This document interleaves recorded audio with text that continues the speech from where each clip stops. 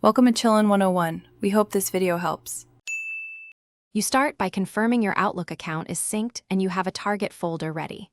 Once done, open Home, choose Rules, then Manage Rules and Alerts. You do this now so you can see existing rules and avoid duplicates.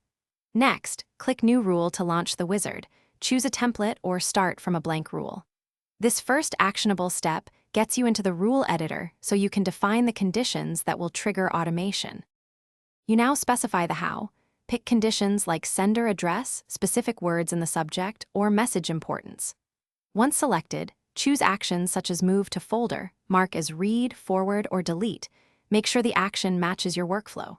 Then set exceptions, for example, don't move mail from your manager or with high importance.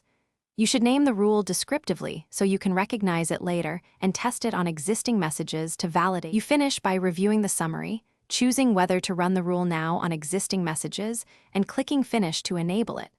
Once enabled, monitor incoming mail to confirm it behaves as expected.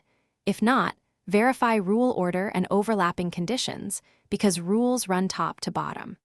Make sure client-only versus server-side scope is correct.